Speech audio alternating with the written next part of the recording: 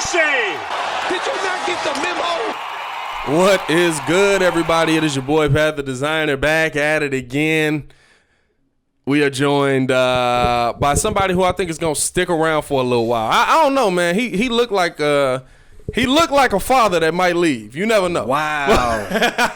Wow. We're starting off with the racial jokes now. Is it racial okay, is it because I'm black? Well, no, it's just that look you got. You got a New York fitted hat on with a muscle shirt, my guy. Listen, this is a sweater, by the way. Go ahead, step the Express game up. On top of that, I mean, it's not my fault. You know, I am out here like looking like the dude who hoops with mismatched socks on. I ain't gonna lie. So definitely look like you show up in the full Jordan gear. Ladies and gentlemen, you are hearing the soothing tones of Mr. P.Kidd, somebody who's definitely been on the podcast before. And I'm pretty sure he sounded like he gonna stick around for a little while for this podcast game, man. I've been enjoying the vibe, man. So I plan on sticking around. If you'll have me, I'll always have fun doing it. If the audience wants it, we're gonna keep it rocking. Hey, I think the audience is going to love it. By the way, as we getting this off, let's hit the pre-roll real quick. We want to let y'all know that this podcast and video is brought to you by Martinelli Originals. If you're watching this on video, by the way, you can check this video out on YouTube on the Windy City The Breeze page. We'll be posting clips, snippets, and, of course, we'll be posting the full podcast on it. I'm Italian, bro. I got hands. What you want from me? What you want? I give you these hands. Back at it again with the white vans. Now, if you can see this lovely logo that is sitting in the studio, it is made by Martinelli Originals. They have been the people who have done such a lovely job of providing us dope artwork for the studio. And honestly, we are going to be giving back to you because if y'all don't know, we are over 2,600 subscribers on the YouTube, ladies and gentlemen. So that's all thanks to y'all. So we're going to be giving back to y'all. We will be announcing a giveaway. I was supposed to announce it this weekend. I've been slacking though, so it'll probably end up dropping. I'll probably drop a video telling y'all how to win Friday or Saturday. Don't shoot the messenger, even though I'm also the person sending the message. But let's jump into this, man. First off, P.Kidd, how you feeling, my boy? Man, I'm feeling good. Biscuits is on the bench. Oh, man. Calling it. You know what? I will say this. I felt real bad seeing him get called out like that. But he looked like he's gonna cry in the car. I was like, bro, dang. He left his helmet on too long. I was like, buddy, wrap it up. Take the gear off, my G. Put the headset on. He said, you never know. Maybe Matt will call my name. Hey, I don't know if he was really frustrated when they got that pick, when Nick Foles got that first pick, or he was happy. But I don't know. Nick Foles' pick looked totally different than Mitch's pick. So you know what it was? Nick Foles' pick was a pick that everybody in the NFL was like, I've been calling football or playing football my entire career, and I've always seen the tie go to the receiver. Facts. So that's a first. So Nick Foles' pick, I feel like the Nick Foles pick and the drop touchdown from Anthony Miller that I'm not really calling a drop. Whoa. He dropped that joint. Hey, look. Dropped that trash. I don't often have a homer moment. Let me have this. No, I'm. The difference is the offense it moved different. It looked different. It felt different. As you can tell, we are talking about Nick Foles being benched. I'm sorry, Mitch Trubisky being benched for Nick Foles. Let's hope Nick Foles don't end up getting benched because if he do, the season over. I want to get your thoughts on this though, because Steve Young came out today and said that the benching of Mitchell Trubisky came too soon, and he said it because basically your Bears are 2-0. If you end up losing that game, you're 2-1. And you should have rolled with him through that game at least. And you should have kept him in there to see if he could come back for it. I completely disagree with Steve Young on this, but I want to hear your thoughts on it. I thought his argument was sound. I mean, you didn't have a full preseason. Right. You didn't have a lot of the practices that you would normally have. And you were 2-0. And he's coming off of a game where he brought him all the way back. And then the second game, he killed the first half, and then it's like the entire team took their foot off the gas. And so it's like collectively, I can see where he's coming from because it's one of those things where you got to think about it. Nick Foles, I mean, technically he was fighting for a spot at that point. Like that was his one shot to say, "Hey, I'm." You mean his career? His whole career is literally been fighting for a spot. And so at that point, coming off of a championship, I mean, he's a wasn't he MVP? Super Bowl MVP. I mean, he's the best quarterback to ever walk into to ever put on a Bears jersey. I don't know about that yet. We don't have a Super Bowl MVP. Okay, listen. We got a Super Bowl champion. Listen, I hear what you're saying there, right? But still, I don't think Nick Foles was in a great situation, but I wouldn't say he was better than Jay Cutler before that. Like, if he never won that Super Bowl, I wouldn't say he's better than Jay Cutler. Agreed. I think Jay Cutler has more talent, but in that situation, you got to look at Nick Foles coming from a situation where he won a Super Bowl. This is that situation. Now, the players are different, the team is different, but the system that Nick Foles thrived in, where we're like, who is this dude that looks like a quarterback? Yeah, is the system that they're running right now. Even during the game, Nick literally was just going over to the sideline. He hasn't had a preseason, and this is why I think that Nick, he still has 9 seasons over. Absolutely. But you got to think about the fact he's never really thrown to he's thrown to these receivers in practice. He's never thrown to these receivers in a meaningful game. That's true. He's trusting that they understand the system. He understands the system. That's the only thing the two of them, the quarterback and receivers had to go off of, understanding the system. Facts. And you saw when he came in, just understanding the system. I don't care if Nick Foles was terrible. Just understanding the system made that offense look completely different. Facts. I mean, literally, the play to Anthony Miller was just like, hey, look, I'm probably going to get hit on this. Run to the L. The ball going to be there. And he ran to the L. And guess what? Anthony Miller knew where the L was. Nick Foles knew where he had to put the ball. He put the ball there. They asked him out. He's like, did you see the play? Nah. I ain't see most of it. I was on the ground. No, I just knew it was going to be there. You know what? I will say this. I get where Steve Young is coming from, because if they really did have a shootout or whatever in preseason, they said, and Mitch won it, then I think the difference is allowing Mitch to kind of play to his strengths, which I never thought Nagy did. I never thought Nagy allowed him to play to his strengths, which is extending the play. Mitch could extend the play if you allowed him to, but if you said, hey, like, think about it. Think about you coming fresh into a gig and you say, hey, they want you to stay in the pocket, do that, which is most Chicagoans believe that was the case with Mitch. Right. I can see him saying, okay, let me try to do this because this is what they want and stuff like that, despite the fact that it's totally not his game. And so when you get into a player's head like that, I can't blame him for having poor performance when I bring this up all the time. Lamar Jackson didn't look like Lamar Jackson his first season. He didn't, and that offense. True, I think they catered the system to it. They pretty much in the second year they did. Yeah. John Harbaugh literally was like, this kid is too talented to not build our system around him. And so they went from. I mean, you look at his, what he had to deal with. Would you play receiver? Would you play running? They tried to not make that man a quarterback, and then all of a sudden, boom, he's one of the top 5 quarterbacks in the league right now. That's an offensive coordinator. That's a coach saying, okay, like you said, play to this dude's strengths. Mitch never had that. Right. Nagy is going to run his system. If you don't fit his system, he's going to get you out of there. And that's what it's looking like. And Nick fits his system. I think what's always confusing me about it is Muggs always want to say, a quarterback that doesn't run, a quarterback that he didn't allow Mitch to run. He didn't allow Mitch to use his legs to extend the play. He tried to force him into his system. What I always say to that is Alex Smith may not have been a mobile quarterback by our standards, but by no means did he just sit in the pocket all day. Nope. Alex Smith absolutely used his legs to extend plays in Kansas City. Alex Smith absolutely used his legs to take off sometimes.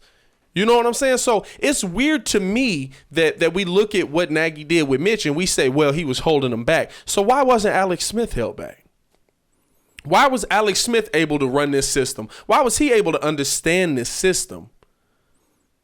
And here's the difference.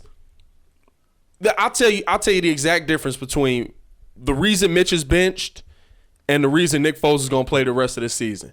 The play that Mitchell Trubisky missed, Anthony Miller. Yep. I agree. He calls it, overthrows it. Where was Anthony Miller running to? He's running straight to the L. Okay. Yeah. It's the same play. And the difference is Mitch, with good protection, amazing time, had a chance to set his feet, put the ball in, he missed him by a yard, maybe 2. Nick Foles, poor protection, getting hit dead in his face, dropped it in, puts the ball up in a direction that he told his receiver to get to, and it falls in his hands. I'm not saying that Mitch can't play quarterback. I think that Mitch can make every single throw. We've seen him do it. That throw to Anthony Miller in week 2, where he dropped it for the touchdown. That's a dot.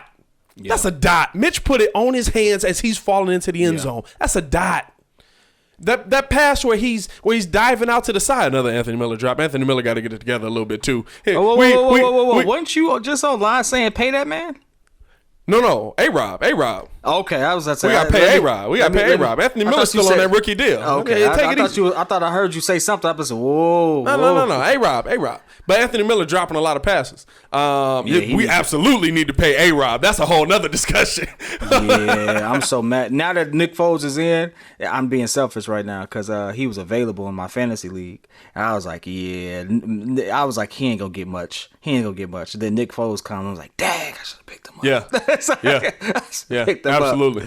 I feel some type of way now. But I feel like Mitch can make all the passes. The problem is he can't do it consistently on drives. We watched Nick Foles come in, and yeah, his first drive ends in an interception. But guess what? He drove them down the field, gave your best wide receiver a shot at a 50-50 ball that normally he's going to go up and get, and he didn't get it.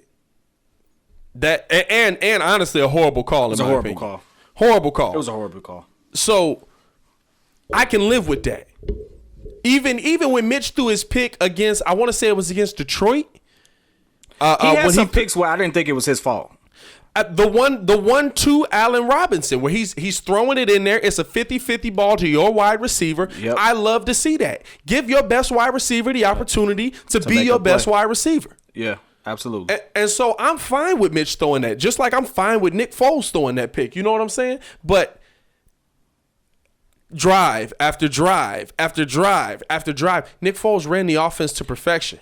And what we saw was, and I want Muzz to understand this, what we saw was not Nick Foles being a dominant quarterback. What we saw was Nick Foles being better than a horrible Atlanta defense.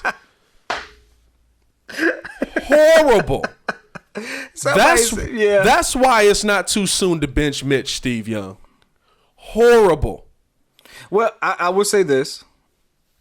If I had to make a statement in favor of your argument, which is why you say it's, benching him was the good thing. I think that's your argument.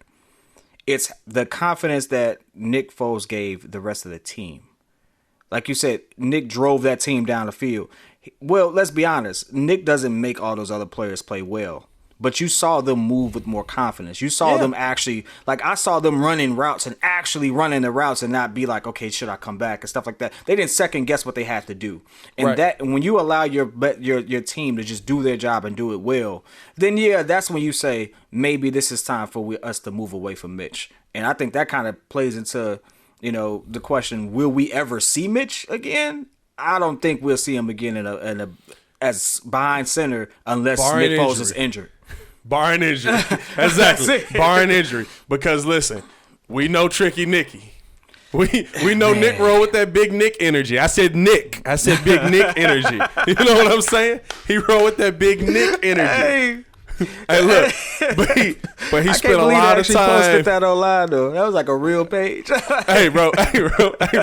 He said, first of all, hold on. I gotta come on this. I gotta come on this podcast, and I gotta say, I saw Barstool Sports drop them T-shirts that say BDN on them. Don't y'all buy them and wear them outside the house. Hey, don't wear that in Chicago. Do not wear that shirt outside the house. It will not go well for you. I'm just warning you. But this listen, for all my people in River East and everything. You know what like I'm saying? You know what I'm saying? Don't get caught lacking with that shirt. No. Please do not just wear that out and about, bro. Finna be like, man, I thought this was... They really out here letting white people in, man. But I think we can't count Mitch out. I can't say we won't see Mitch again this season in an important moment. I can't say that because we haven't seen Nick Foles have a full season. Now I'm not wishing injury on nobody. I'm praying that he make it through the season. But we got 13 games left. Even his Super Bowl run, I think he only came in for 11. That's because Carson went down, right? Because Carson got hurt. I think he only came in for 11. So now you look at the rest of this team. Listen, I hope he gets better because dude is having a tough time right now. Oh my god! Oh my god! Hey Carson, he don't look confident in himself, bro. You look worse than Mitch right now. I'm like, woo. Yeah, you know what? He does kind of. Because Mitch really wasn't throwing turnovers. Mitch really he threw the one pick. Buddy has 6 INTs for the season. Yeah, bro. And 3 TDs right now. Yeah, that's tough. No, dog. Yeah, that's tough, bro. Yeah, Carson gotta get that together. Hey, look, it's so tough. When we put Nick Foles in and he led the comeback, Philly fans was on Twitter going crazy. Like, why did we ever let him go? Y'all realize y'all crying over Nick Foles right now, ladies and gentlemen? Whoa. Don't be hating on Big Nick. Thought I was going to say it, didn't you? It's a kid show. It's a kid show. I can't let it go out like that. How many Nicks before you say, never mind, all right. Hey. No, but I think what Nick Foles brought, now you got to protect that. And we didn't see good enough protection. That offensive line, we got to have a conversation. Nick, that offensive line. Carson. I'm speaking of Carson now. I had to look it up, dog. Yo, QBR. Biscuits is like rated 20 points ahead of you, dog. That's not good. That's not good, dog. And Mitch got a 79 in the last game. My man had like a 62. Like, oh, that's 20. That's 2019 Mitch numbers right there. 63.9 is his average for the season. Yeah, that's 2019 Mitch numbers right there. That's impressive. Versus LA, he was 50. He had a QBR of 56. That's impressive. Oh, that's impressive. That's impressive. Hey, man, it's tough to go that direction. Well, you know what? Since we're on the topic, and I know this is probably not what we planned, but since we're on the topic that's why we pod. We're on the topic of QB struggling right now. Do you think he would turn it around? Carson Wentz? Yeah. I think Carson is having the same problem as Mitch, not system wise, but I think it's mental. Like when you look at his body language on the field, he don't look confident in his game. When he was throwing, what did he have? He had a 50 touchdown season already, don't he? I think he. You gonna make me look it up? Look it up. You the stats man. I believe he's got a 50 touchdown season already. And 50 touchdown season? I think he's got one, bro. 50? That sounds a bit Maybe high. I'm way too high. Maybe I'm completely too high. Way too Maybe high. I'm completely too high. Fact check me on it. But I know he. but my point is he had a season where he was playing great. He had a 30 TD season. A 30, and didn't he get hurt in that season? I want to say that might be the same season. Nick came in and beat the was that 2018? 2017. Oh, so that's the Super Bowl season. Yeah, that was the season. That's the Super Bowl season. So you got to think about it. He threw 30 touchdowns before he got hurt. He ain't been right since then. That's crazy. So he could have had a Well, this is the thing. Maybe. He got hurt again the next season, but in that 30 touchdown season, he just looked confident in himself. He was walking with that Baker Mayfield swagger before, everything went down over there. But he was just confident in his game. He don't look confident in himself no more. He don't look like he believe he can play quarterback in the NFL no more. So I think Carson Wentz's biggest problem, because clearly last season he threw 27 touchdowns. And got hurt again. Yeah, he played 16 games. He played the whole season. Yeah, but he got hurt at the end of the season because Nick Foles. Oh, you said last year. Last season, yeah. Last season, I don't remember if he was hurt last season. Last season I think last season he was good. I think season before, whatever the last season was with Foles. So 2018, I want to say. Last because season Nick Foles beat the Bears in a double doink game. Carson Wentz didn't play. Facts. Nick Foles beat the Bears in a double doink game. He didn't do the playoff. Yeah. Because he had a rating of 93, which is decent. It's a good rating. Yeah. But to me, he just doesn't look confident in himself. He don't look confident in his. I don't know if he's not confident in how his body's going to hold up if he takes a hit, or if he's not confident in. He threw for 4,000 yards. Yeah, bro. Hey, Carson actually got a. Carson Wentz was a problem, bro. I slept on Carson. I ain't gonna lie. Yeah, Carson Wentz was a problem, bro. I didn't give him the. Hey, Philly will turn on you quick though if you're not producing. Oh, they're better than Chicago.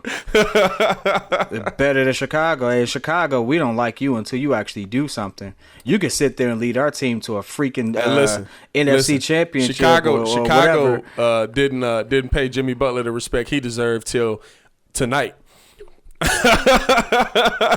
Nobody paid Jimmy Butler the respect he deserved till tonight. The Timberwolves were sitting there waiting for it. Was like, oh, so he's gonna mess it up. He's gonna mess it up. See, that's why we got rid of him. And now he in the finals with a bunch of rookies. Bulls fans felt like they won the trade all until the Eastern Conference Finals last year. Man, I bet you right now. One of the main reasons why, we just skipping all over the place here. Elton Brand and like the Philly, like I think their whole thing is about to get fired. They're gone. They're about to go. Yeah, the whole thing's about to go. It's because of one of the reasons because they got rid of Jimmy. Yeah, we definitely gonna talk on that deeper because we got to get into some NBA finals here. But yep, definitely.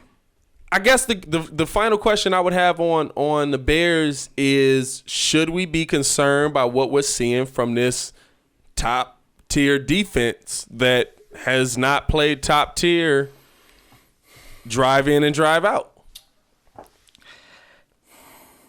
We're not Atlanta. Definitely not. And I don't think we are. No. We ain't giving up games. And I don't think we are. Well, listen, if DeAndre Swift catches one pass, we drop the first one. If was a fifth, yeah, we'd all be. So at this point, I don't know if I can concur with that one, though. I don't know if I could do that one. But go ahead. I don't know. Like I'm gonna be honest with you. It's like you can't blame it on one person. Khalil Mack is facing a double every time. He's like getting in the backfield. He's still getting there, so I mean, he's worth all the money we paid him. I don't know. I think our weakness this season is our linebacking core. Roquan and Danny Trevathan really have not, and Danny Trevathan especially. Like, I don't know if he's still not healthy or what, but I mean, he has slowed down tremendously. Like, I was on board with us paying him over Kwiatkowski, but. I mean, he just looked 36. I had to look it up today. Muggs was like, bro, he not that old. He only 30. I was like, I think he older than 30, bro. He was born in 1990. Oh, wow. Yeah. It looks bad right now. It looks bad. And that's a big problem right now because the middle of the field is wide open. Every time somebody drop back and pass, if they need to get up out of a play, attack the middle of the field. All right, so let's break this down real quick. Are we a top? Well, we're a top 6. We're top 10. We're top 10 defense right now. Top 10 defense. And I want to say this: no defense is really playing well. Baltimore's defense is probably the best defense in the league. I don't know how, because I'm sorry, them dudes got crushed. But you know what? That speaks more to the greatness of Pat Mahomes than it does to how bad that defense is. And I think we got to have a whole different show on how easy he makes it look. Bro, Madden. He make it look like, for my Madden players he's out there, not playing. He make it look like the storyline where you can't change it to Hall of Fame. It's just on rookie mode. That's exactly how he looked. Yeah, I'm sorry. Well, I watched that game and I was like, this is supposed to be the best defense versus the best offense. I don't see it. But I think the bubble and the no fans has changed things for Muggs so much, because you think about, especially for defensive players. Especially for defensive players, because you think about like Seattle, like in Seattle's the sixth. They rock. What is it? The 12th man is real. Like offenses literally have to practice all week on a silent count. Yep. They have to go through practice and try to figure out, hey, like, how we gonna snap the ball if I can't hear you say hi? How I'm gonna know the audible if I can't? It's all taps and all. Without that, Dallas can go back and forth with them. Yeah, they can shoot out all day because I can hear my quarterback in Seattle. You know what I'm saying? So it makes a very different dynamic for defenses, and now you got the weight of they already gearing everything against you. Now everybody on the field know exactly what's going to happen. And I would bet you, I ain't looked it up, and we probably need a real statistician to look it up, but I would bet you third down and fourth down conversions are way up. Actually, for most teams this year, it is. I would bet you, I would put money on it that it's way up, because you got to think about it. There's no pressure. On a fourth down, you got the stadium rocking. Yep. You got pressure. You got nerves. You got all that stuff. You got pressure. Yeah. You make a great point on that one. I have nothing to say. The only thing I can say is, I bet you that they wish they tried to fight to keep Goldman a little more. You know what, though? I'm not going to fault anybody who opts out the COVID, though. Because as somebody who unfortunately is an essential worker and got to go out there with a lot of people who really don't care about COVID, it's a very interesting world to live in every day when mugs see a pandemic going on and they just like, nah, it's not really happening. This is, I bet you it'll all go away after the election. Like this, you don't think they could have done a little more to try to entice him to? Well, you know what? Considering his situation, because I just pulled it up. Considering the situation, nah, yeah. You know what I'm saying though, like even like Michael Kopech's situation with the White Sox, who definitely could use him right now, because going into a third game, we running out of pitching real quick. Starting pitching anyway. But even with situations like that, like even if you come to me and you just like, I'm not comfortable, you know, I got a lot of anxiety that I'm dealing with, and if I'm around mugs that really don't take this serious, I'm gonna freak out and I'm not gonna be able to pitch well.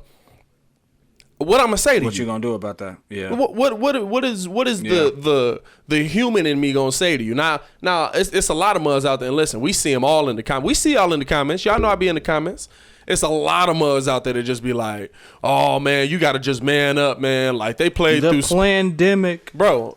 I'm like they must trying to talk about like some they didn't stop when the Spanish flu was going on. I'm like, yeah, but y'all stupid. You know how many people died during the Spanish flu? Bruh, let's not even get into those stats. You know what I'm saying? Like the statistics behind, you know, what this had the potential of being if we didn't shut down is like ridiculous. But you know, idiots are gonna be idiots. You know, let them believe what they're gonna believe. AD from the 100 Airs podcast said it best to me. We cannot save the dumb and stupid. Natural selection right out. You cannot save the dumb dumb and stupid. And you know what's crazy? Facts. All the people that I keep hearing about that I know that have been affected by it are people that was just like, man, this disease ain't real. Then they catch it and it's like, yeah, dog. And then and I've had a couple people that made it out and they was like, yo, I ain't believe it was real. Like it's different. And I had a couple people that didn't make it out and it's like, we told you all you had to do was wear a mask and chill in the crib. But Yeah. That's So yeah. With that being said, then I take that back on that. Oh, Eddie Goldman. I was speaking.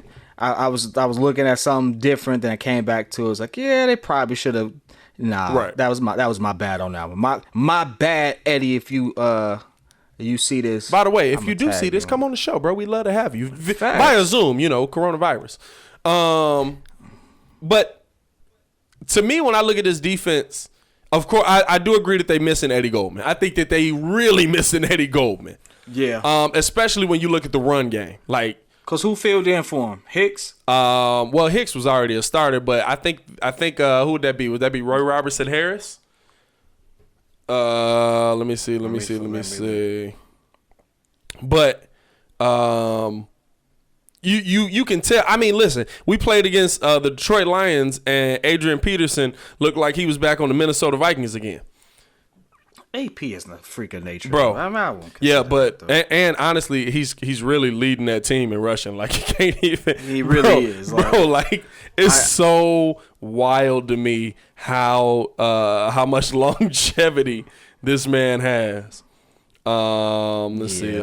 I mean, AP opened up with 75 yards against Arizona.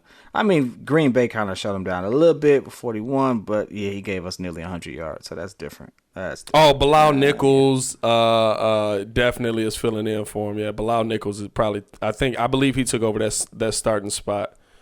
And then they switch everything around on that defensive line. Yeah. But to me, I agree with you that they're missing the contribution of Goldman, but the thing is, this defense situationally has proven to be great.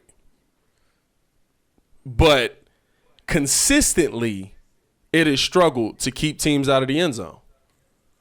I mean, they kept New York out of the end zone, but New York literally lost Saquon Barkley, and Daniel Jones is mediocre. Crusher.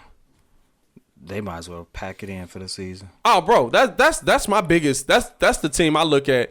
These 3 games, going back to the Bench and Mitch thing, unexcusable, bro. You played a Detroit team that had 1 corner left because everybody else got hurt during the game. You played the Giants. You don't even got to say nothing about them. You played the Giants.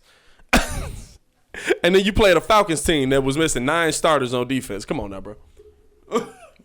Yeah. But you know what? Listen, 3-0 is still 3-0. 3-0 is 3-0. I will say this.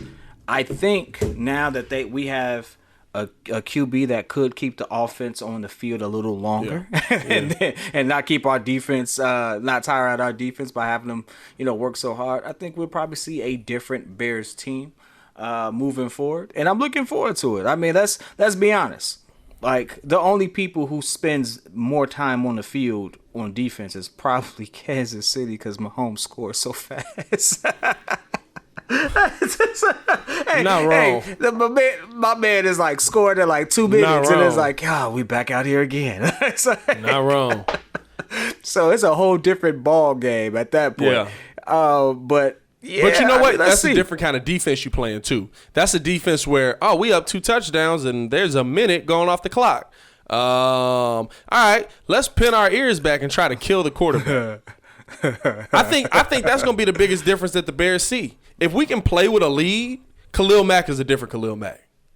Absolutely. You want to see this is the thing. Khalil been trying to get to the quarterback just to contain things, but if we can play with although in that Giants game we did play with a lead, but he was throwing muzz around left and right. But that dude is a beast, bro. If you could play with a lead all season, and you got Robert Quinn, Akeem Hicks, Bilal Nichols would throw in there, and you got Khalil Mack all just pinning their ears back, saying, "What's my job on this play? Oh, kill the quarterback. All right, cool." That's an entirely different defense. Who we got this weekend? Indianapolis. Indianapolis. I was gonna do a little preview of them too. Because we are a 3-0 team. You got Phillip Rivers and Indy coming in. Listen, I'm not going to lie to you. I think the Bears moved to 4-0. And this is an Indy team that is playing Muggs tough. But this is the thing. We have you got a 2-1 Indy team. But we have guys on this defense that, let's be honest, we should have a couple more turnovers than we do. that fumble that the Bears recovered, and then all of a sudden we got a a roughing the passer call, even though the quarterback's already fallen down. That should be a turnover on our part. That first game, Eddie Jackson had a pick six to the house. That should be a turnover on our part. Phillip Rivers, the turnover king. I'm looking forward to seeing you this week. On the season, let me give you stats right here. On the season, 72 for 92. So completion rate pretty good. 794 yards, still doing pretty good. 3 touchdowns, 3 interceptions. I'm loving seeing the quarterback come in with a 1-to-1 ratio. You know what? You have that because I think he gonna hit a stride. Phillip Rivers is one of my favorite quarterbacks just because I like Phillip Rivers. I think he's a cool guy. That's all it is. Really, I ain't got that. He's that. It's the 13 kids, ain't it? Man, listen, I'm putting in work. Stay off of her. God. Phillip Rivers out here like, I don't pull out of nothing but the end of the game. Oh man, this dude, I had a whole little segment for that. I'm gonna leave that alone. It's like he's always under center with that one. Listen. Oh man. Listen. This man's never in shotgun. Man, listen.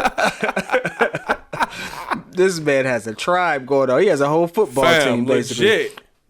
Offensive line and everything. He be running offense with his kids and still get picked off. Man got audibles. There's no kill for him in that situation. Hey, no. All he doing is kill.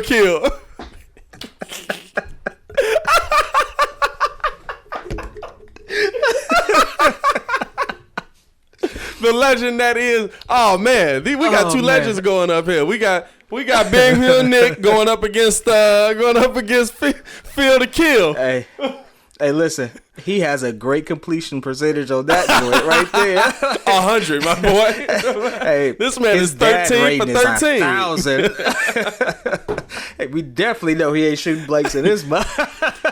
The best part of this is we could have stopped because I think Muzz got the point like 2 minutes ago, but we just kept having jokes for us and we kept letting them fly. Man, that's why the dynamic of this show works. Get it back on some actual football stuff. I think he's going to turn it around because if you look at his track record, the INTs kind of creeped up in some seasons. Last season being one of the worst seasons he's had in a minute, my man is averaging 4,000 yards a season, close to about, let's average it to about, 25 touchdowns a game? Yeah. I mean, a season? Yeah. He going to turn it around. And when he and for some odd reason, I feel like if anyone's going to turn the corner, it's going to be on us. But I think, and I don't know why I feel that way. But I think you got to add this element into it. Listen, Phillip Rivers, a West Coast guy, he played his whole life in San Diego. He went to Indy, which is a dome, so he pretty much been playing in 70 degrees. Chicago getting colder and colder every day. What we got for weather on Sunday? Let me see. Sunday is supposed to be 54 and raining. He gonna be all right. I don't know, bro. That makes a big difference. Hey, listen, he had to play away too. Yeah. He ain't just always play at home. Yeah, I mean, come on now. Yeah, but you look at a lot of them teams, bro. A lot of them teams is in warm weather climates. He didn't play Chicago that often. And when he did, he struggled in Chicago. Is that a fact that you just I'm kind of just throwing that out there. Okay. All right. So, because, a quick Google search, Phillip Rivers versus the Bears. We could look it up. That's why I'm glad you're on this show. You're going to keep me honest at least. Versus the Bears. Yeah, unfortunately, I love the fact that we're trying to get better as a team, but the Bears be getting killed sometimes by some scrubs. Absolutely. So, hey, look, we lost to them last year and we shouldn't have. I saw something that said why Phillip Rivers and Jay Cutler are similar in QB play. That's like 10 years ago. Yo, but it's not that far-fetched. if we're gonna have this conversation, I feel like everyone hates Jay for quitting. I would have quit on y'all too. Listen, my man was the most sacked QB for like 3 years straight. The man would snap the ball and run for his life. It was definitely every play. I say dangerous. this every time. It was definitely dangerous back there. We had a QB that said, "Yeah, I got a better arm than what he said. I had a better arm than John Elway." Like he comes in with that type of confidence, and we say, "Yeah, this is our guy." And then all of a sudden, we give him no O line. It's like he said, "Hut," and then everyone got out the way. It's like, no, block somebody. And so no, somebody. No, he like Simba when Mufasa died. Somebody. Anybody. Listen. Help. I gotta skip Phillip Rivers, because I hate the whole Jay Cutler hate. Everybody hated on Jay Cutler. Listen, by year 3, I would have quit on the Bears too. You all did nothing for that man. Oh, listen. This is the first podcast he's been on. This man's coming out spicy, ridiculously. Man, respectfully listen. Though. Listen, I'm from the city, love it, but we hate so hard for no reason. We so confused as fans here. We're the most fickle town in the world. Like, this is ridiculous. I know you like, I ain't gonna never invite him again. But listen, look, bro. They gotta hate somebody. I'd rather it be you than me. Man, listen. Go ahead and hate me. I'm gonna get my page up just so you all can have the opportunity to troll me in my own comment section. Because guess what? We suck. We had a QB that let's see. Most sacked QB. Oh yeah, it's absolutely Jay Cutler. Maybe not all time, because Andrew Luck is up there too. Andrew Luck got hit a whole lot in Indy. Whoa. This is what I'm talking about. This is what I'm talking about. Was he on the Bears when this happened? I hope he was on the Bears. Here we go. Look at this. God dang. Look at that. Bears QB Jay Cutler has set an NFL record by taking 9 sacks in a game. In the first half. That was versus Minnesota, wasn't it? Bro, 9 in the first 2 quarters. Yeah, I believe that was versus Minnesota. I would have threw the helmet into the stands. I would have took the cleats off. I would have gave everyone a finger. I'd be like, I'm out of here, dog. No, I want to say that's the game where he grabbed Jamarcus Webb and he just grabbed him by his collar and was like, block anybody like this. Please. Yo, listen, Jay, I'm sorry, dog. Hey, Jay went through some tough times here, bro. I'm sorry, dog. Jay went through some tough times here. But you know what? That's why I always respect Jay, because really, honestly, Jay didn't quit. Jay just got hurt. And after Jay got hurt, Jay went back out there to try and see if he could still play, and he couldn't hold on to the football.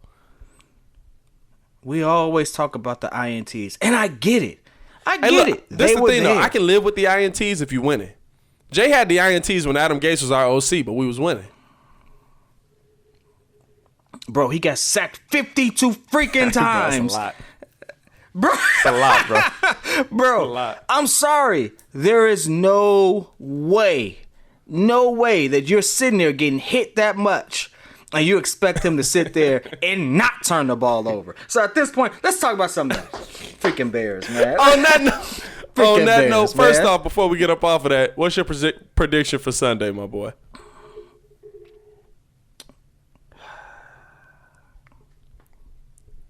I got Nick Foles winning 21-14.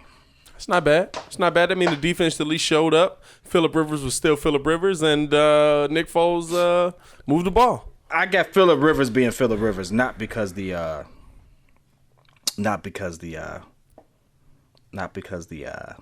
defense did what they need to do. I just got Phillip Rivers being Phillip Rivers. What? So it's I hate to say that. You see, I'm trying to whisper because I actually like Phillip Rivers. I think he's gonna be, and so just in case it don't change the fact that he's a Hall of Famer, bro. But yeah, he took some shots. He took some shots. He gonna go. He gonna go. He to is the Hall. A Hall he gonna Famer. Go to the Hall. He is a Hall of Famer. But on that note, I'll give my prediction real quick before we get up off of that. I'm gonna go Bears. I think the Bears are gonna win. I'm gonna go Bears 24-18. I think Phillip gonna give us some go, and we're gonna have to worry about him a little bit. But at the end of the game, he throws a interception that sends us completely the other way. So there's that.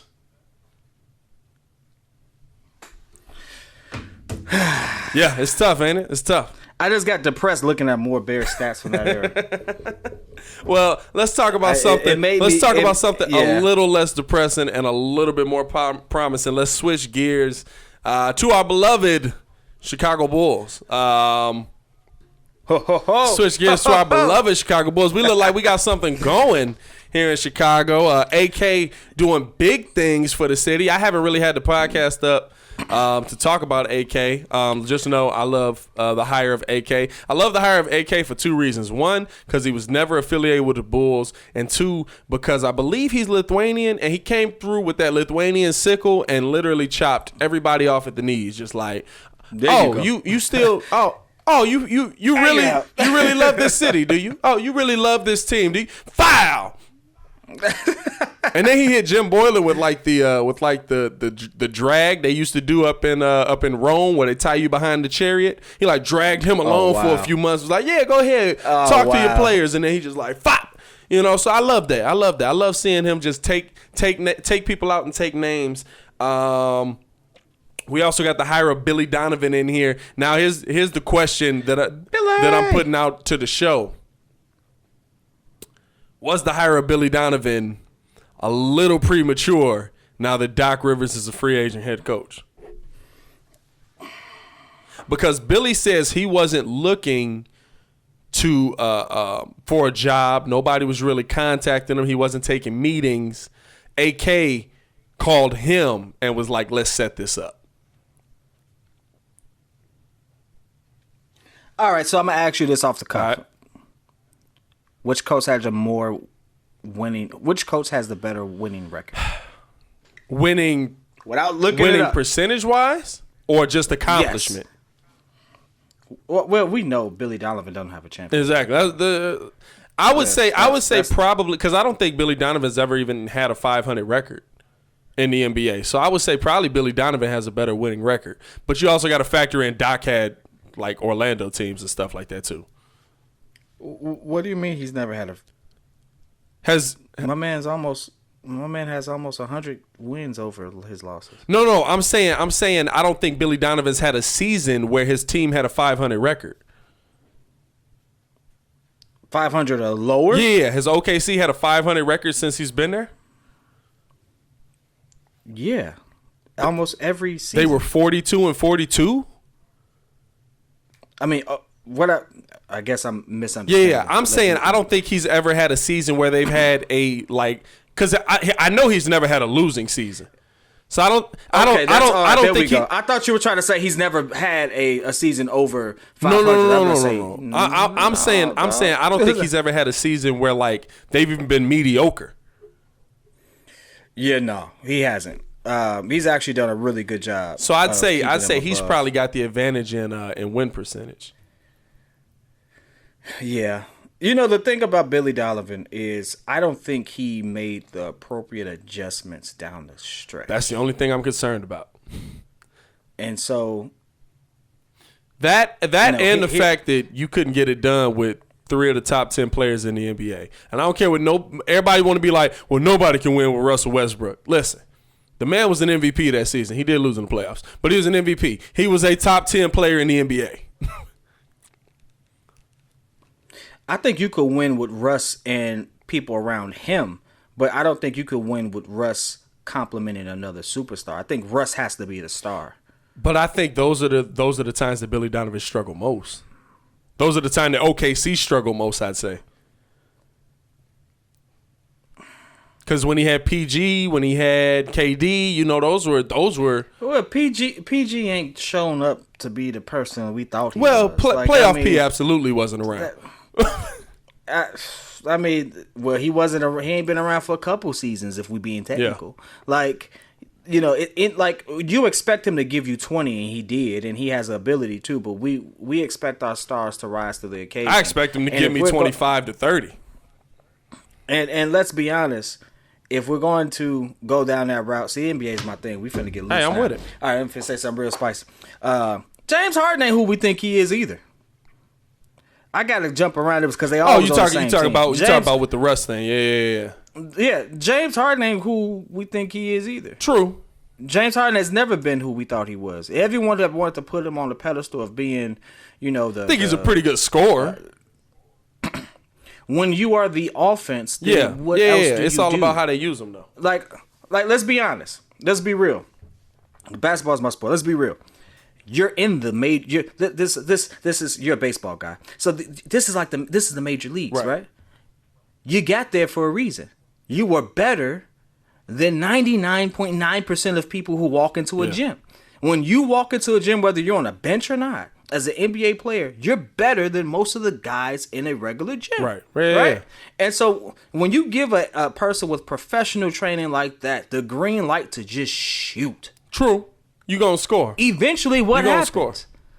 Right? And so if you got to think about it, if he was coached differently, there's no way in the world with his shooting percentage he takes all those shots. Well, he will be now. We have the same James Harden. Honestly, that's probably where Doc might go.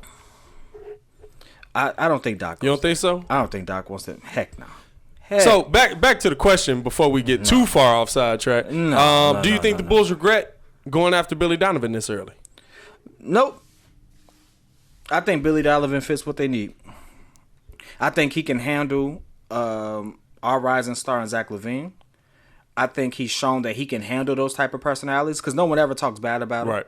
No one ever says, oh, Billy didn't do this. Now, even if you disagree with some things late down the road, no one talks about them having any internal squabbles with him throughout the season. So at that point, I think he's exactly what the team needs. Is it better than Jim Boylan? Well, I mean, I'm better than Jim Boylan. But guess what? Then we are already a mile ahead, right? So at this point, like, it's one of those hires where it's like, yeah, I guess we could sit there and cry about the fact that we could have got Doc, but do you really want Doc? Well, and I think you went until Doc Rivers came on the market, they went and got the best available coach, which is something we've never seen the Bulls do. We've never seen the Bulls go after the best available. Absolutely. So I mean, honestly, I had to think about it. I think maybe Scott Skiles was a head coach before he coached in Chicago. But other than that, all the way back to before Phil Jackson, everybody else was assistant coaches that were promoted. Doug Collins? I think he was assistant coach that was promoted. You know what I'm saying? So even Phil Jackson was an assistant coach that was promoted. So that's not how the Bulls work. That's not their MO. That's not how they get down. So it was good. It was refreshing to see them break away from the things that we've seen them do continuously in the past. What's going to be interesting is to see what they do with the roster. Absolutely. Because, listen, AK, I'm going to need you to come through with that sickle on at least one person. Because if I see Cristiano Felicio at all on a basketball court, I'm going to lose my mind. I'm sorry, bro. You know who I don't want to see on the court ever again? Denzel Valentine. But you know what? Denzel learned a role in this league. Denzel learned, hey, look, I ain't a point guard. I'm not a lockdown small forward. I'm gonna just run to this corner over here. Y'all pass me the ball and I'm gonna just shoot it. And Denzel turned into a decent spot up shooter. He ain't great, but he decent. Like, he's somebody you can have on your bench if you need 3-point shooting. What's decent? I don't know. What's his percentage? No. Hey, look, I'm going based on what I saw with my eyes. I've seen him come in and knock down 3-4 threes in a row, and then he tried to take that fifth one and airball. That's usually his MO. I don't know, man. Let's see. I think he got a shooting percentage up this season, actually, though. His 3-point percentage? I think so. No, it went down. Oh, that's tough. It went down. It went down. See, he didn't get much. He didn't get much. We got 36 games, 5 games started. 13 minutes a game. My man is getting played. Well, no, he ain't getting played. He played himself. He played himself. Hey, you know what played him? Himself. Oh yeah. He gonna have to improve dog. that shooting percentage a lot to stick around. You know what played him was Frank Nitti. that man ain't never been the same. Frank, why you do that boy like that? Why you do that just boy to not like make that? the NBA. Man, listen. The way it's looking, though, Felicia's looking a little on par with your boy. With who?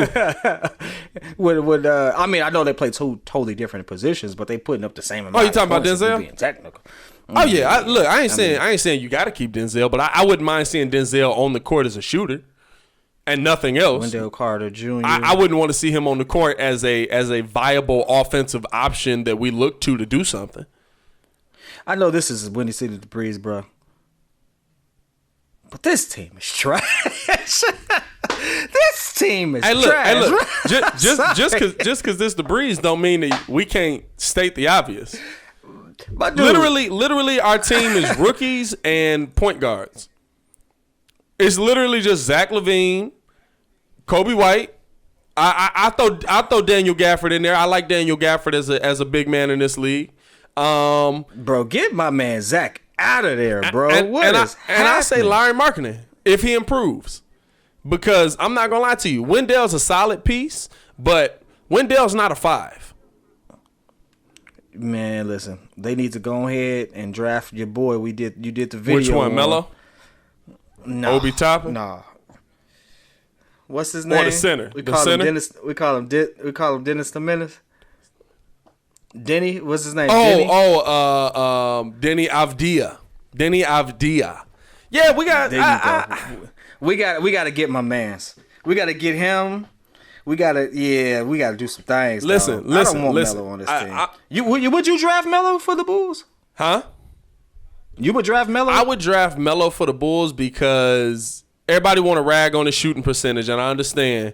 He shot a horrible percentage over there, but he also played 12 games and got injured. Like, we wouldn't kill anybody over here who played 12 games and was like, well, they weren't shooting well. Yeah, well, he got hurt. So I would draft Melo for the fact that his ball vision is probably unmatched in this draft. He's a point guard that can move the ball very well. He's 6'10", a little bit bouncier than I thought he was. And listen, I think he's a better shooter than we saw overseas in the few games that we saw. I think that he's a better shooter than we saw, and he's a volume shooter. That's what this NBA is. That's what this NBA is. It's volume shooting at a high clip. Well, I'll tell you one thing. I don't know. You know, the one thing I will give the Bulls credit for, like, for instance, they will make some moves to get the fans excited, just to let them down. Yeah, for real. And that, I look at that as making a move to get it, because I don't see him and LaVine getting on the same page. I don't see Melo. Yeah, listen, whoever they get, but I don't take anything the Bulls have done in the past and put it into what we've seen now. Because everything we've seen AK do, because it's a whole different organization. Everything we've seen AK do is just like, what are you talking about? Even hearing Billy Donovan, bro. Billy Donovan, they like, well, what would you do if, a player told you that he felt more comfortable shooting mid-range shots than three-pointers? Let him shoot mid-range shots. Like, why would I take him out of what he's comfortable with? Like, of course, we want him to get better at the three. I was just like, what's he talking about? This don't make sense for a Bulls head coach. I've never heard these things. How about shame on the world for sitting there doing the whole, the mid-range is the weakest shot. Listen, I don't know what y'all talking about, but it's been a plenty of people who got jury on their hand taking mid-range shots. I just want you to understand that. All I'm going to say is Zach LaVine looked great last year, and he basically told Jim Boylan, hey, you can do whatever you going to do, but I'm going to shoot these middies. I'm going to shoot these mids, dog. You know what I'm saying? What you talking about? Man, that's crazy. Yeah, so listen, ahead. I'm looking forward to it. I know that I'm happy that we are moving in the right direction with it. I hope it lasts. With talking about that, what would you grade the job that AK has done in this offseason so far? Oh, A+. He's cutting. Hey, listen, he came in like you said. He's cutting this off the bat. Just that sickle, bro. Hey, just that sickle. You realize you know what time it is. Right? You know what time it is. Listen. You knew what it was when I let him go. Hey, what is that? What is that? You know you messed up, right? You know you messed up, right? Listen, if anybody felt safe after the first fire, it's like didn't he demote? He fired everybody and demoted Paxson. No, he fired Gar Foreman, promoted Gar Paxson basically to a position where like, hey, you sit up there and just keep cashing these checks because you got rings with Michael Jordan and you hit the shot. You sit up there. We're not gonna fire you, but I don't want to hear from you. You stay quiet up there now. Yes. So a man that comes in and make them type of moves and basically heard what the city needed and is like, hey, he got them all out of there or moved them away from whatever. I dig it, and so I give him an A+ in that regard. Now I want to see, how he, allows Billy to do his thing and stuff like that. I want to see how that goes. I really want to see what they do in this draft. I feel like they should pick Denny. And for all of our European fans out there, because we do got some. Well, you got some. I'm riding that way. You got some too from the Tony video. Shout out, facts, but still, I ain't gonna take credit where I got it. You put in the work, you deserve the credit. Shout out to all our Latvian listeners. I'm letting y'all know right now. His name is Dennis the Menace in America. We're coining it right now. We're calling him Dennis the Menace. I don't think his name is Dennis, bro. I think his name is actually just Denny, bro. I don't know if you can lengthen a name for a nickname, bro. Bro, it's Denny the Mini. Let's go.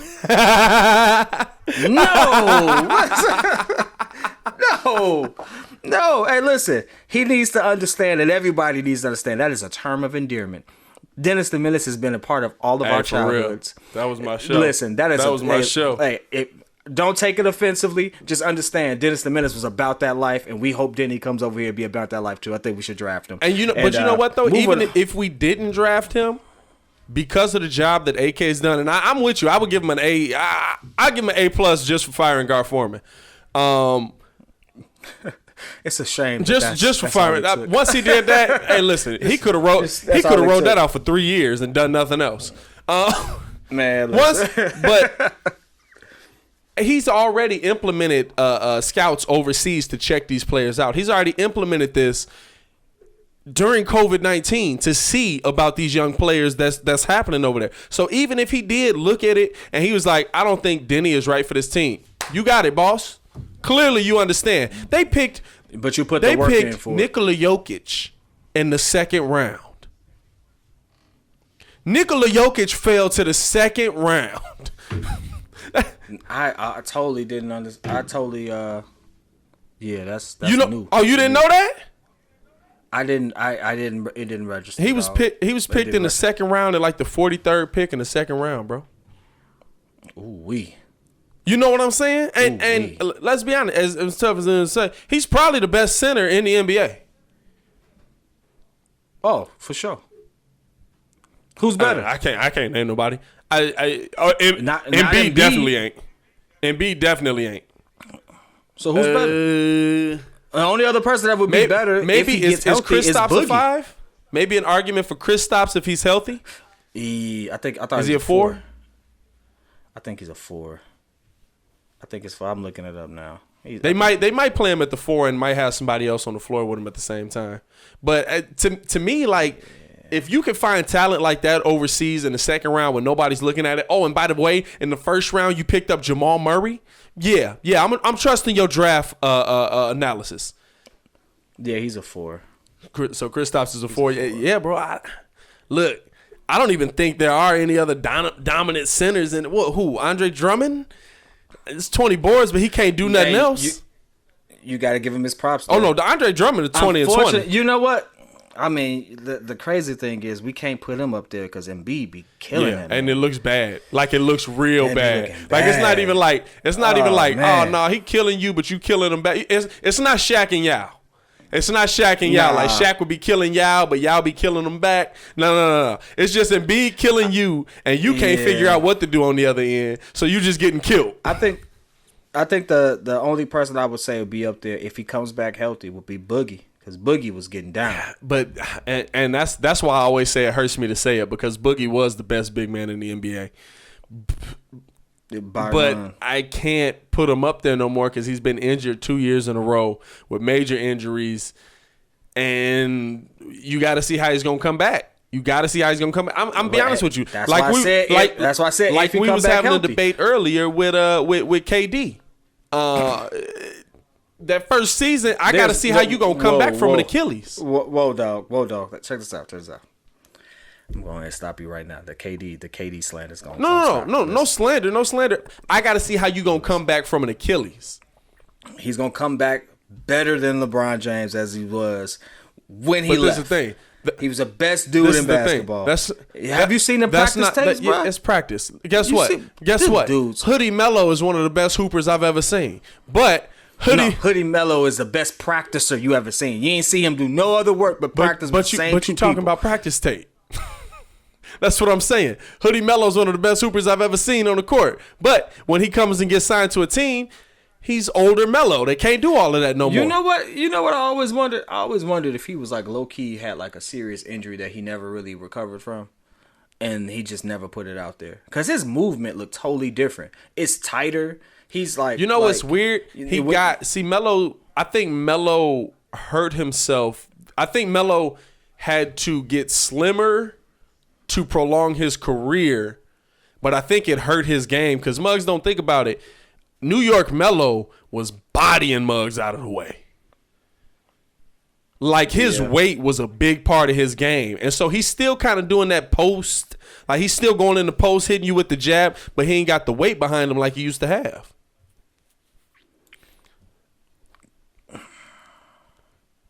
I don't know. It's something about his move. I know he injured his knee. Yeah.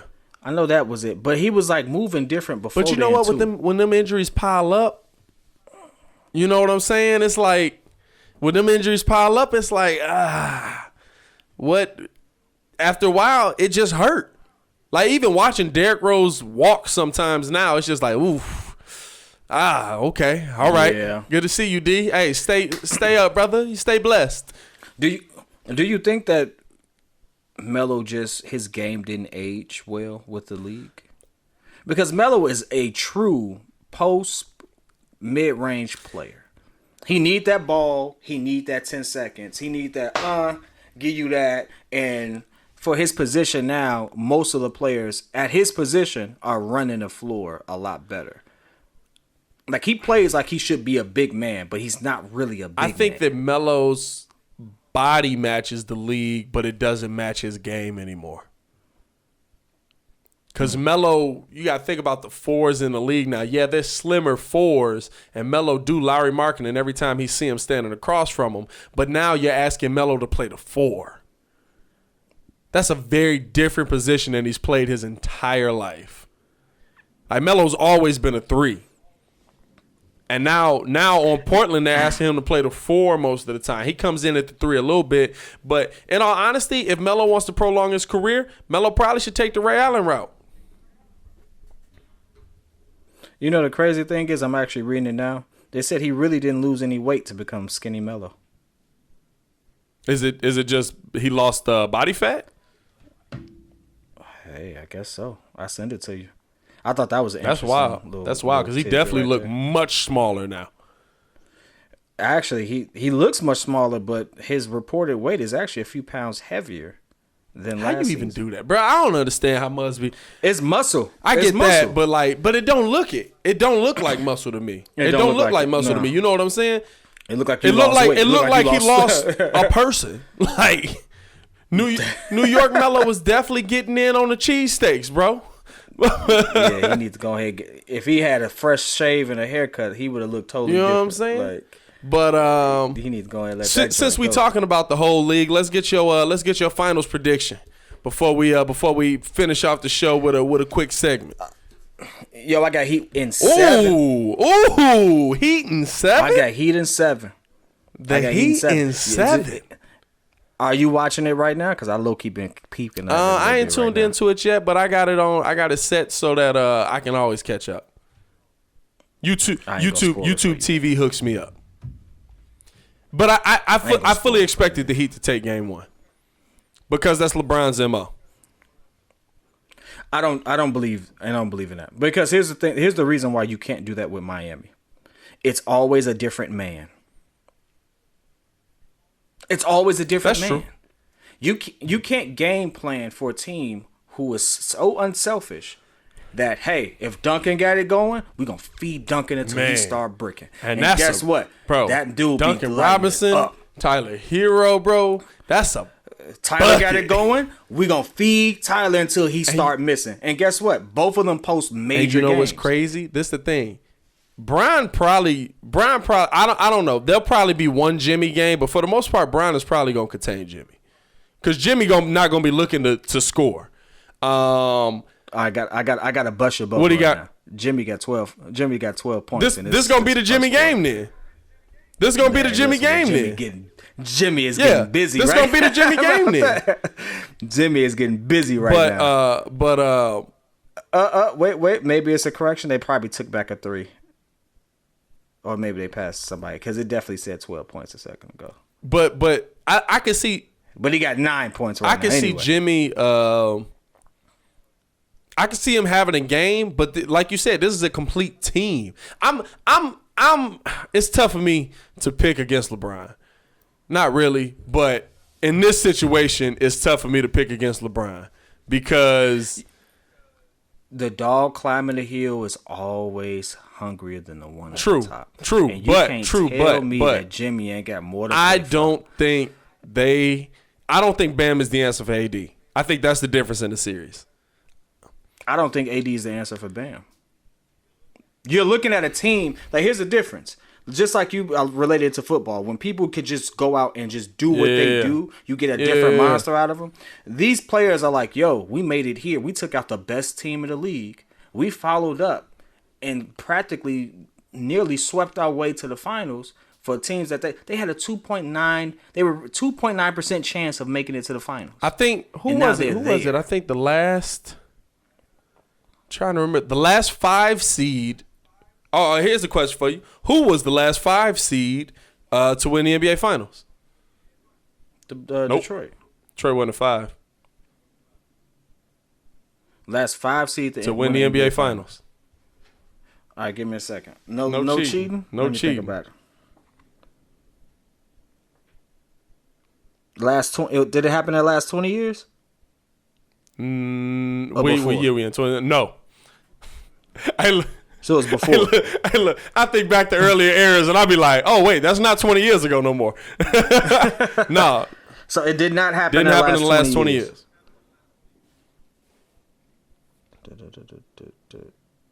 Oh no, it wasn't Phoenix. Phoenix was number 1. Seattle. How far back you going? Nah. Seattle ain't won no championship. You said to win the NBA championship. I thought I for some odd reason I thought make it to the finals. Dog, I don't know.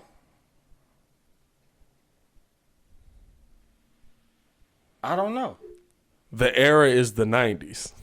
So I eliminated 6 of them for you. Houston was a 5th seed? The Houston Rockets. That's unbelievable. Last 5th seed to win the NBA Finals. It must have been a real close you did, because they won 2 in a row. They had Hakeem. I'm just saying. Ladies and gentlemen, what was the deciding factor in the game? Hakeem. Oh, okay. All right. We got you. The man with the perfect season. Huh? We got you. But they were the 5th seed? But yeah, that was a good one. I like that. I see. That was a different one. Hey, I'm not even gonna stun with you. Stole that off ESPN radio this morning. But I got you. But nah, it was because honestly, I guess Detroit too. When I heard it, I guess Detroit too, because I was like, that team definitely. Now I'm curious. What seed was Detroit that year? I think they were. They were top 2. I think they were top 2. I could be wrong though. But yeah, I think AD has to be the deciding factor for this team. To me, if AD goes off in this series, I think that the Lakers will win it in 6. If AD is trying to play second fiddle to LeBron, I would say Heat in 6.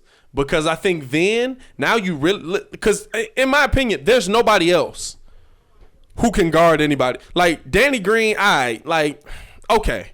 I'll give you that he show up defensively sometimes, but I've seen Danny Green get cooked quite a bit in these playoffs. Playoff Rondo might be out there defensively, but they refuse to start him. So when LeBron decides to switch on whoever's getting the most buckets, somebody else is just gonna start getting buckets. Kyle Kuzma not slowing nobody down. I'm sorry. I'm looking at what you did right here, and I like that a lot. What's crazy to me is them mugs was 15 games behind the Spurs. Oh, you talk about Houston? That really sent you down the rabbit hole right there. that sent me down that one. But you know what? The getting back to what you were saying, everyone clowns me for this ideology, but I always go back to Rondo when Rondo was able to do Rondo. Chicago Bulls Rondo. AD when he was healthy. I give you one better. Rondo with Boogie and AD. Oh yeah, down in New Orleans, that was a nasty squad. If Boogie don't get hurt, woo! That's your NBA champion right there. I don't care what nobody say. If he doesn't get, they was gonna give Golden State possibly because Golden State's biggest weakness was they had no answer for big man, and they had 2 of the best. None.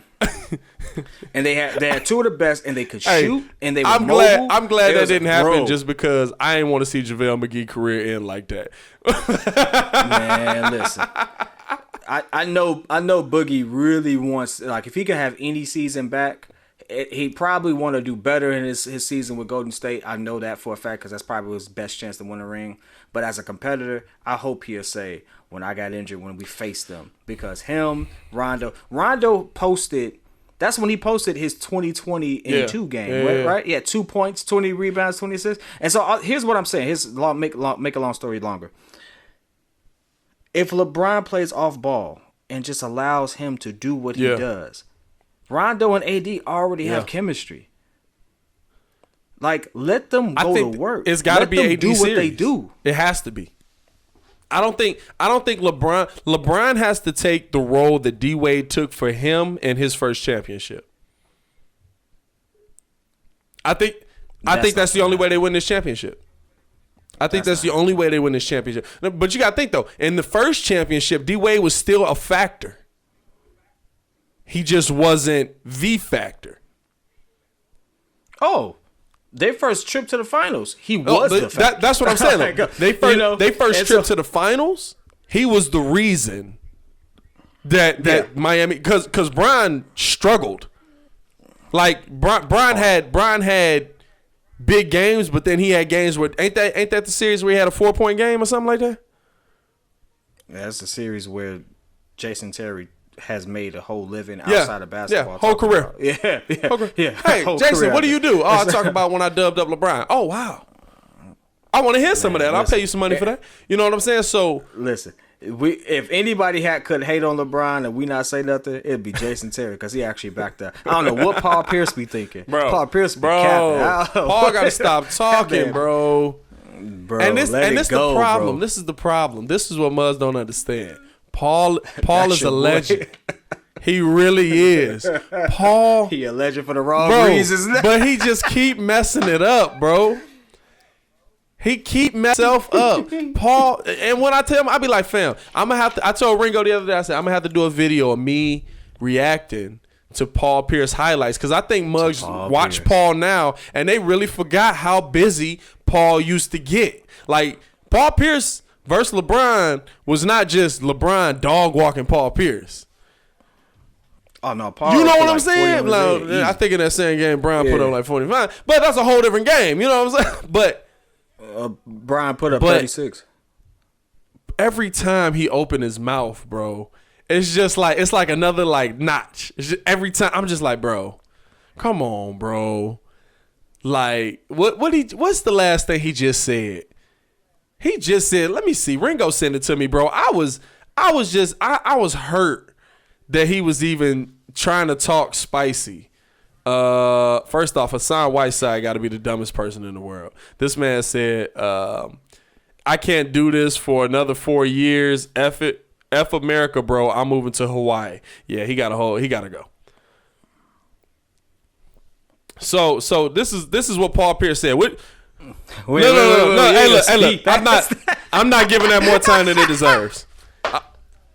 Hey, look. Oh, I said, Ringo responded. Useless on the court and dumb. Hate to see it. but here's the thing. So this is what Paul Pierce said, and it pertains to our finals conversation.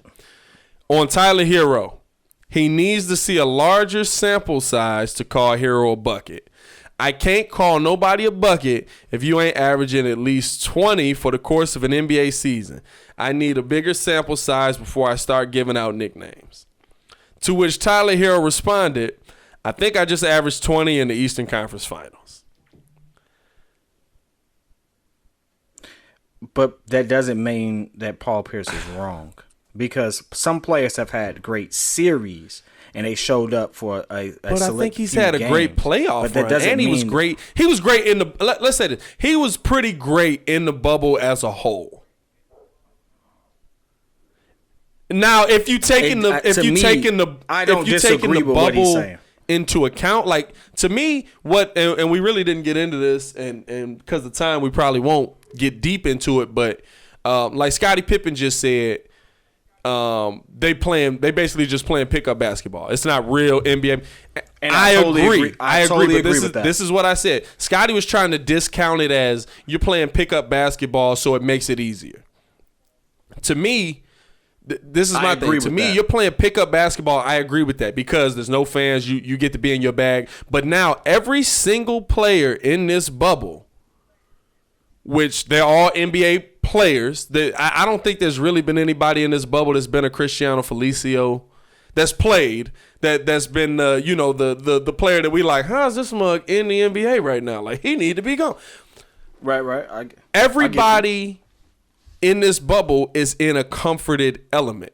They're in an element where all I'm doing right now is out here hooping, and I want to see Jamal Murray do what he did this season or in this bubble when the fans are back in the stands. And I'm not saying that Jamal Murray can't do it. I'm not saying that he won't do it. But I watched TJ Warren consistently drop 50 on some mugs. And I know he's not that. Yeah. Well, I give you two things, though. So I agree with you. I agree with I agree with him, too, yeah. But I don't agree that it's easy. Because I agree it's easier for this reason alone. You're seeing people now do things that they normally wouldn't do. And it's harder. I think someone explained it this way. It's harder for a veteran guy who thrives off of that energy to kind of get himself in that mold, in that type of environment. I can see that. I can really see that. Now here's the flip side of all of it, right? I think the fact that we saw a team do 2-3-1 comebacks shows you how easy it is. It's never happened in history. It probably will never happen again. We saw a team implode because it's pickup basketball. But they probably got comfortable. Absolutely. And you know what? You can look at that team and you said, them dudes got comfortable. In fact, they were so comfortable that in Game 7, everybody was I would say they never got comfortable. I don't think the Clippers look comfortable at all in this playoffs. Maybe they were overconfident. I know there was a lot of bickering, but through all of that, no one had it, and I don't believe even that team felt like the Nuggets were going to beat them. The Lakers, I take that L. I get to the finals, the Heat, I take that L. Or Boston, I take that L. But the Nuggets, no one had the Nuggets beating them. No, you can't even tell me. No, I'm not gonna say that. I think that's what makes it harder. You look at all these players and they're literally at their best. Rondo's shooting 50% from 3. Rondo don't even shoot threes. But I think that means you have to play literally every player. Because listen, I look at Muzz like Shaq said in practice he shot 80% from the free throw line. What changed things? Crowd, pressure. You get in that game. It's the fourth quarter. They fouling you. Pressure. If Shaq can admit that, guess what? That means it's easy. That means where they are. Right. But they don't have this is what I'm saying. But and this is what delay. I'm saying. So nothing we watch this is real time. I'm saying, though. It makes it easier for the players to do what they do best. But that don't mean it make it easier for the person defending that player. All of a sudden, now I got to stop Rondo, who's shooting 50% from three. Where'd this come from? When did he get comfortable enough to start? Rondo might have shot 35, maybe in his career. And because of that, he didn't take three-pointers. Like, most players play to their strengths when the crowd is there. Now, everybody's just a hooper. T.J. Warren dropping buckets. Yeah. I bet you he don't do that when the crowd come back. And Jimmy Butler exposed all of that. I'll say this.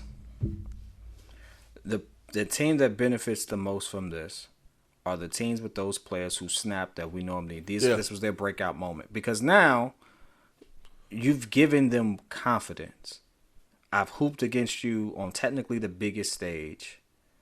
And the only thing that's going to change is now we're going to have fans in there. But guess what? I done already bust your tail now. I got that win on you. So now, next time I see you, no, this ain't a different game. This is the same game. I'm the same animal, and I'm on your head. And so I'm looking forward to next season. But this season, I agree 110% with Scotty. And this is no disrespect because I'm enjoying it. I'm glad that they're back. I'm glad that they're practicing their craft. But you can't tell me that the Clippers lose a 3-1 lead. I'll tell you how much it affects it. Los Angeles. Miami's probably not here, and Milwaukee probably gets a lot further in the playoffs. Because I watched. This is when I realized the bubble made a difference. Hold on one second, bro. Come here. You can't. Hey, you can't. You can't nighttime. Good night, kid. Love you too. I might not even cut that. I might not even cut that. We'll bring it to a close because kids is going to bed. It's late out here, you know. Kids is going. The thing I will say that made me realize the bubble was different. Giannis came down. I forget who they was playing, but I mean yammed on this man. Like yammed on him. Like if Milwaukee was there, the house would have been rocking. The place would have been vibrating. My mans that got dunked on came to play because there was none of that. Knocked down a three. The dunk means nothing. It means nothing. Yeah. So Milwaukee not having that going through the playoffs, huge difference. If you even look at their splits during the season, when they weren't at home, they were a 500 team? And when they were at home, they were like a 700 team. Like, it makes a difference. It makes a big difference. So I think you're getting a lot more players who are just comfortable. They in their element. I do agree that it's pick up ball, but I don't know if that means it's easier. Because listen, like we talked about, Hoodie Mello can drop you off. Hey, look, Bubble Mello was kind of a problem. Hey. You know what I'm saying? So I think you're getting every player at their most comfortable, at their best, and there's nothing to affect that. All it is I'm going out here hooping. They got the mindset that Kevin Durant has on the regular. Like Kevin Durant told Taylor Rooks, they was like, "Why you don't brush your hair when you come to the games?" Like he was like, she was like, "Do you own a brush?" He's like, "Yeah, I brush it, but like I'm just going to hoop and then I'm coming back home." Like he does not, bro. He look at the NBA like we look at export, bro. He said, I'm just going to hoop with my brothers and then I'm coming back home. Like I'm not trying to get fresh. Bro, I can't wait. It's gonna be interesting. Kyrie go to work. It's definitely gonna be interesting. Oh my god. All right, so who's your pick for tonight's game? For tonight's game, I said Miami gonna take game one. I said Miami gonna take game one just because it's LeBron's MO to come out kind of lollygagging in the first game to fill a team out. That don't always work out. That don't always work out for you. But I fully expect Miami to take game one.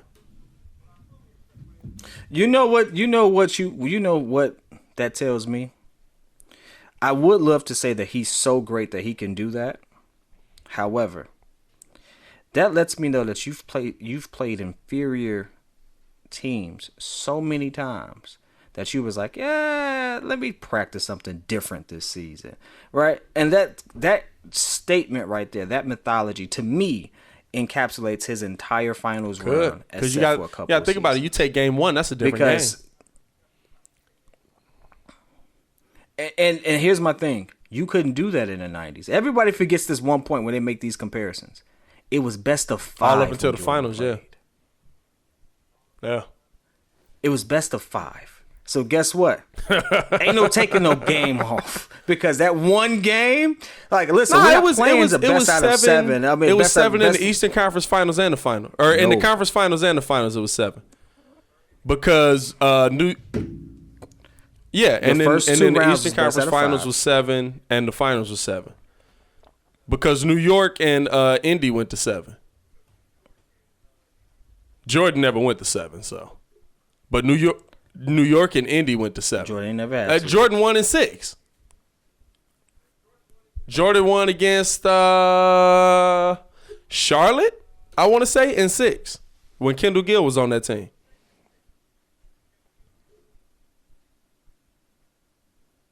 You go ahead. I'm looking it up. But I believe that was the format. I believe that was the format for it. And I love the old format when it was 2-2-1-1-1. Yeah, because it really brought that element. That's probably why Scotty thinking like that. He like, bro, y'all don't even know, bro. Like, we was on regular airplanes. It was a nigga out there with a propeller. Man. Nope. Conference finals was 7 and finals was 7. So yeah. But yeah, man, I got Miami taking game one. I probably got Miami. I got LA winning the finals, but that prediction could change based on what kind of AD come out. Nope. I said Miami in 7. I'm standing on it. LA you make 6. your claim now. On record. LA in 6, because I don't think Bam can stop AD. I think AD is the best player in this finals. Well, not the best player. I think AD is the most important player in this finals right now for the Lakers. And guess what the strategy gonna be? Oh, AD, you want 40? Heh. Take it. LeBron, you gonna put up 30? Take it. I'ma stop. Well, listen, that's not that hard to do. And guess what? You gotta. That's not that hard to do. Listen, it ain't that hard to do. But if they do it effectively, guess what? Your 70 points ain't gonna mean much, bruh. Cause we putting up 110. But we putting up 110. You gotta stop all 5 of our players. I only gotta stop 2 of yours. We'll see, man. We'll see. Tyler Hero was rolling with Tyler Hero looking like Nick Foles out here. Tyler Hero rolling with Big Nick energy. Hey, listen. Hey, that merch is dropping soon. Y'all be on the lookout for that. I saw Buddy come down late game. That man came down late game and was like, "Hey, take it out." And I think that's the difference. This rookie don't feel no pressure. Is that the same if there's fans in the stands? I think it's. I mean, listen. Tyler Oh yeah. Like, have you? We saw it. We off the court right now. What's understood don't need to be explained. What's understood don't need to be explained. Dog. But shoot, man. Hey, listen. We had one more segment, but it's not that important. Man, we can get it in. We can get it in. What up? So the last segment, we'll call it real quick. Do it real quick. It's called Cap or No Cap. This is a Chicago sports show. So y'all know most of y'all be capping, and y'all be listening to us talk about cap, big cap, no cap, no cap, no cap though. So basically all this is we asked 3 very obscure questions talking about our Chicago sports teams, and it don't have to be about our Chicago sports teams, but today it is. And We answer cap or no cap, and y'all can answer at home. So, yeah, let's get it busting real quick since we are short on time here. There are 13 games left in the NFL season. Nick Foles will not lose more than 5 of those. Cap or no cap?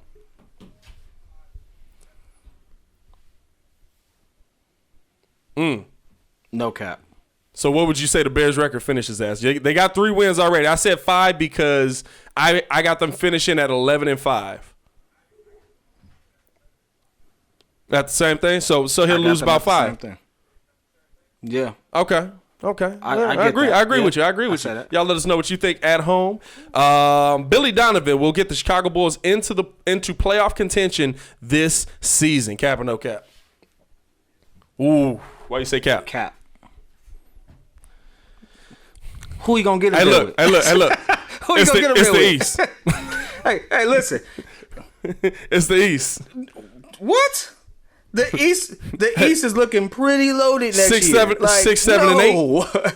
No. Hey, Who you gonna get them there with? You never know. Them boys don't look like Phoenix. They ain't Phoenix, bruh. Like Phoenix struggled. They went 8-0 in the bubble. Them ain't the Bulls, dog. Who name? Listen, I can't say that because you know everybody. Hey, look. But, this is the thing. The random casual. If Kobe White takes a step that we think he's going to take with Billy Donovan, who's been a great point guard coach, if Zach LaVine continues to just be what Zach is, and Larry Marketing gets back, you never know what could happen.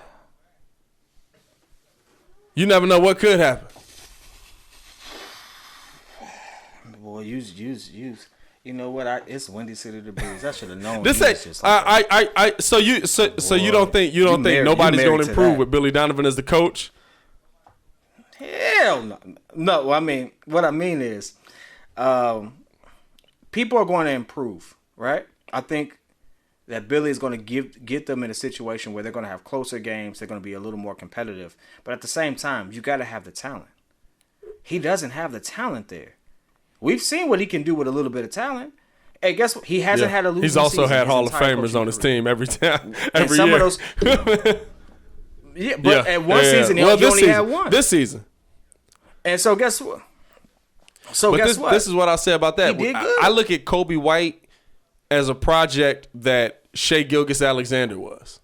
And Shai Gilgeous-Alexander, before he got to Billy Donovan, was a player in the NBA. He got traded a bunch, and he didn't get. I agree with you. I'm not saying that, but he. I mean, he was on a team that was already kind of loaded. I mean, the Clippers have been kind of good for a minute. Well, here's the last one. I mean, so Larry Marketing will improve to being an all-star level this season. Cap or no cap? Hey, that's a good one right there. That's a good one. I'm going to say no cap. I'm going to say all-star level. Hold on. Take a step back. He would probably have to beat out. It's true. He'll probably have to beat out. He'll probably have to beat out. You looking at who you looking at? There? Joel Embiid. Who else is in the East? I'm gonna say this. He is going to improve. Will he be all-star level and possibly get snubbed? Okay. No. So I'm gonna say this. He's going to see an increase in production. They're probably going to get a nice little system around him.